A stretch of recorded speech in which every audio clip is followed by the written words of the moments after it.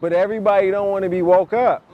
That's the thing. That's the thing about it, bro. Everybody don't, you know. And then even when you wake somebody up, it's the way you wake them up. You know what I mean? If it's time to get up and go, I ain't gonna just throw the blankets off my kid. Come on, Jada, wake up. Come on, wake up, baby. It's time to get to school. Woo, woo, woo. But I ain't gonna just So it's the same thing like with social consciousness. Well, you can't just break it over their back, because what you asking them to do is accept some responsibility that they don't know exists and probably don't want. Right. It's like you done gave me another, or you just didn't put it to the forefront. You get what I'm saying? And it's I've learned if I have to coerce you into getting this, you don't want it. Yeah. And you ain't gonna be 100% down. But when you walk in on your own, we can meet. But everybody got to get it a different way, though. You know what I mean? Like, you get what I'm saying? Like, you remember Common said, and she was teaching me, not preaching to me, leisurely. Like, you know, when he made the song about hip hop. So it's just like, you know, sometimes it's just the approach. And I know I can handle the harsh approach. I get up in the morning and eat raw onions. You get what I'm saying? So it's like, I can go straight. You know what I mean?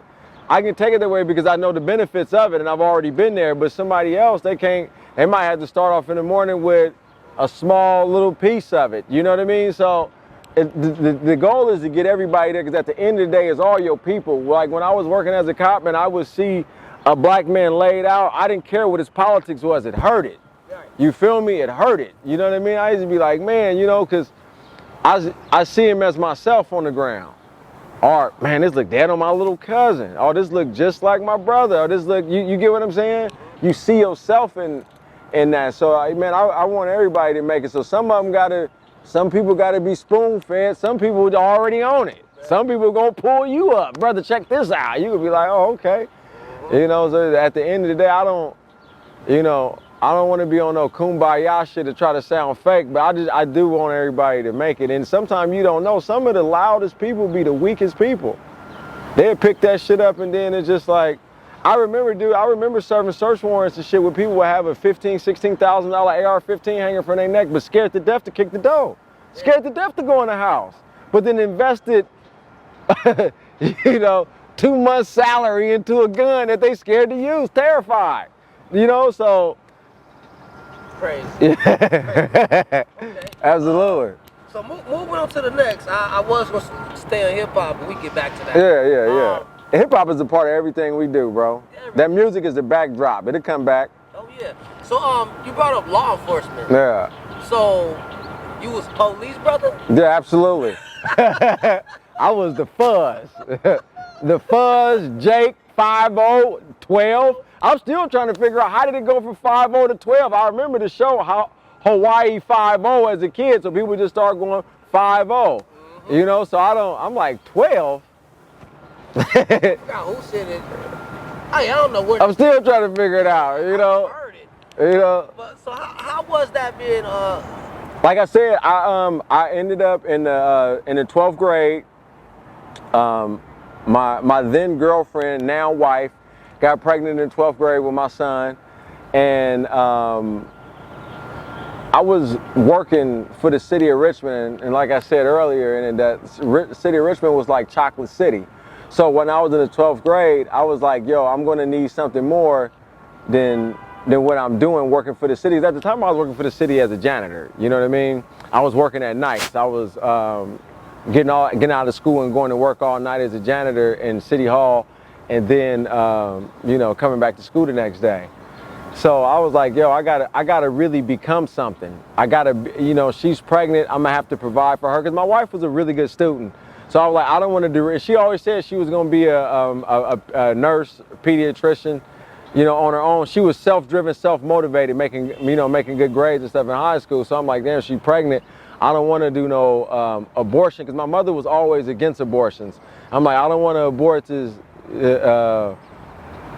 kid, and I want to be there, and I gotta be able to provide for her, because I wasn't even looking at it like we're gonna be married and spend the rest of our life together. I'm like, this woman is gonna bring my kid into the world, so I'm obligated to help her get where she was going, where she wanted to be, irregardless, like we gonna raise this life. But I looked at it like, yo, this is the greatest gift somebody can give me. And if that's what she want to do, and she wanted that before she met me. So we gotta, you know, we gotta keep that going. We gotta make that happen for her. So then I put myself through EMT school. Me and my partner Nez, we found the free EMT school when I was in the 12th grade. So I was working, going to hitting EMT school, and still being a student in high school. Long story short, the EMT program was put on by, it was a free program for Richmond residents, and it was taught by a lot of the black firemen for the city of Richmond. And I'm gonna just be a straight shooter. A lot of them dudes were sellouts, and they didn't want you in. You know, and reason being, the first hiring pool came up, 2,000 applicants showed up for 6 positions. Wow. So you got to think about it like, if in those 6 positions, those 6 ain't even gonna make it out to the public. If me and you are battalion chiefs, or you know, then you gonna hire your son, and I'm gonna hire my son, and then the next battalion chief say, oh, well, put my son-in-law on, or put my daughter on. So those positions is to come down to who you know.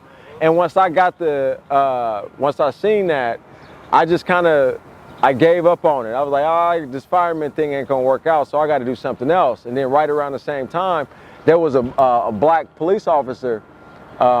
His name was Ronald too, and he used to talk to me because by this time I'm cleaning a police station at this time, with the little janitor job, and he used to always be like, man, you like being a janitor?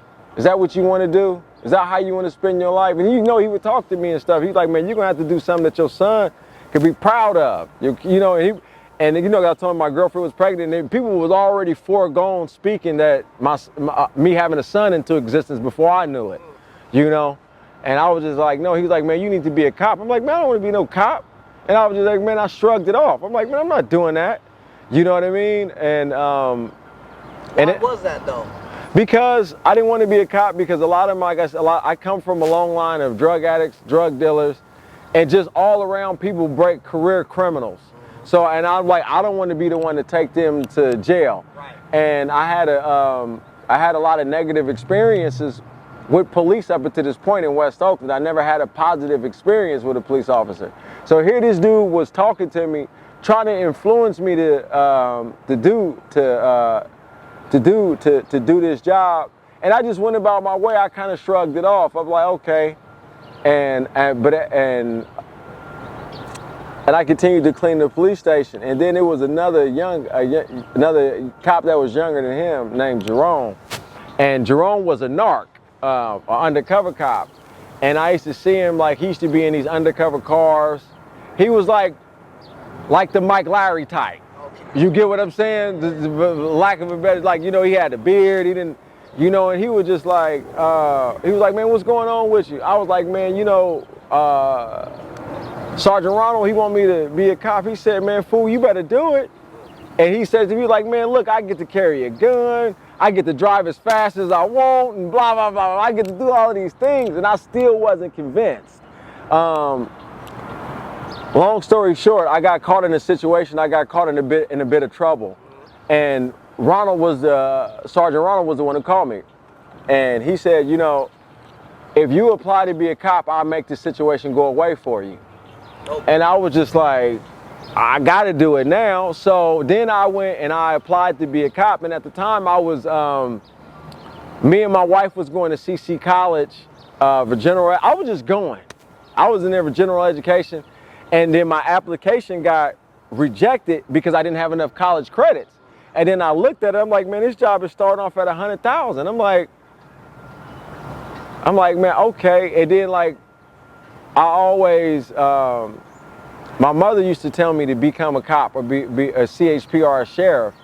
And I used to be like, I didn't want to do it, you know, but my mother knew I was going to be in the streets. My father was in the streets. So she looked at it like, play that role in the streets. Nobody in our family has played that role, Since you want to be in the streets, do that.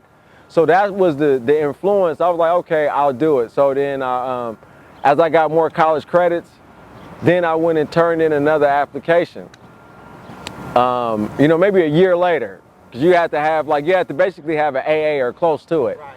So for Richmond, some places don't require college, you know, but Richmond had the highest reading standard of any police department in the area, you know? So that's where I was like, that's what made me do it. And then once I turned in my application, I made it through the process faster than anybody I've ever known to become a cop. From the time I put in the application, from the time I was in the police academy, it was less than 30 days. Wow. Normally it's 6 months to a year process, but they were pushing, because of Ronald, they were pushing me. Like he had said in certain people, and they were pushing me hard to get in, because they had hired a couple brothers, but they were some of the racist training officers were pitching what they said they were pitching a 3-year shutout, meaning if you got hired when you was black, we'd just drop you in the training process. So in between me and my homegirl, who was also a Richmond cop, there's 3 years between me and her, and there's no blacks in between that gap. But there's a bunch of cops in between there, but none of them were successfully black that made it to the program. So I broke the 3-year shutout. You know what I mean? Wow. So that's how I got started in law enforcement. Dope. That's wild, man. And what age was you? 24. 24, okay. 24 at the time. Wow. So, here we go. Yeah. As a black police officer in California, like, how was your experience within the system? Within just that institution?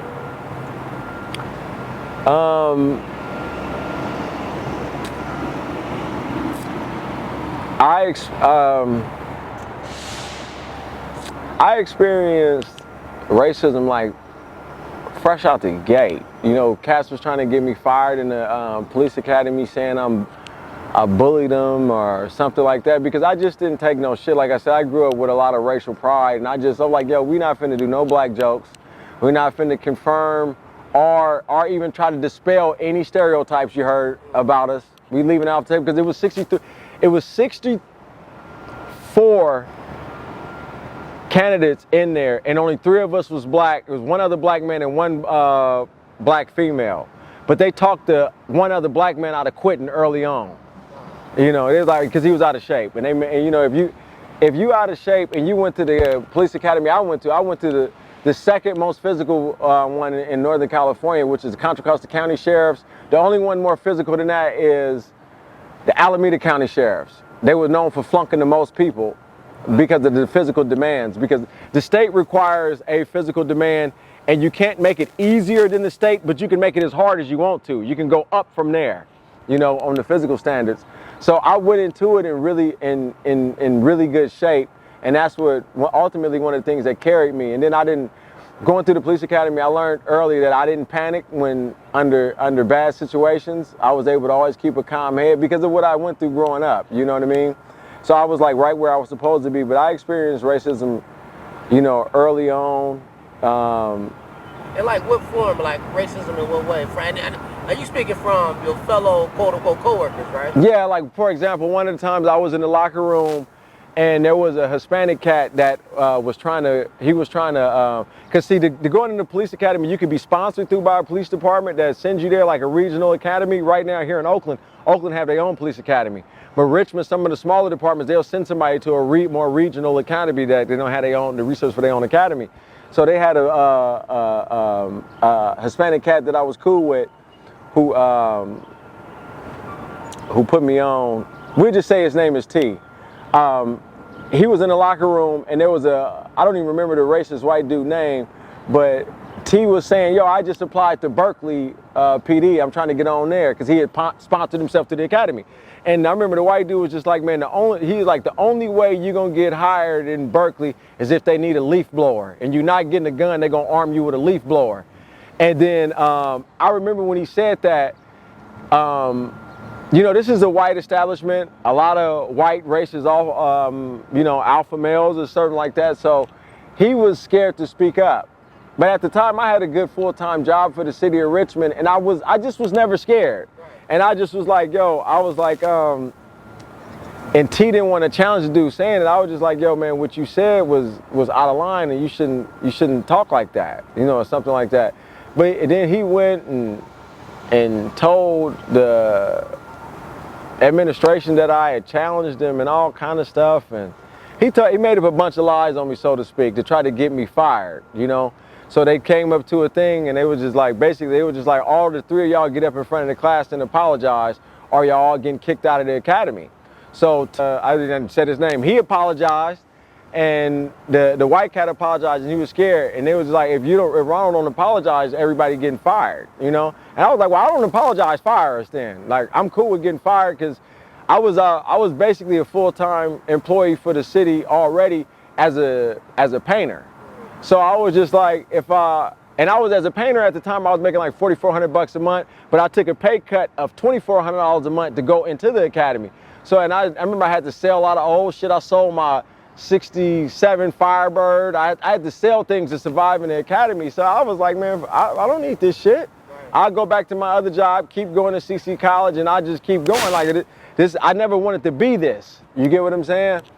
And it basically punked them, and they was just like, oh, we can't kick him out.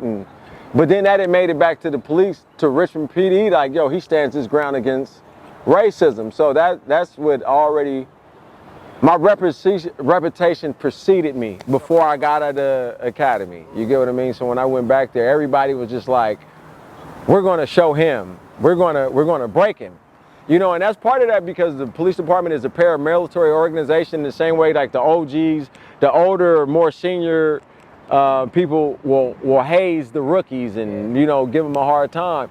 But I never saw myself as I might have been a rookie in the police department, but I was not a rookie in the game of life, because I looked at it like, yo, I got a woman and a kid to provide for, and I do it just like you. I'm a man, I come here and I go work. And regardless of how much the amount on your check is, it still say the city of Richmond. Right. So nobody's punking me. I'm not accepting it.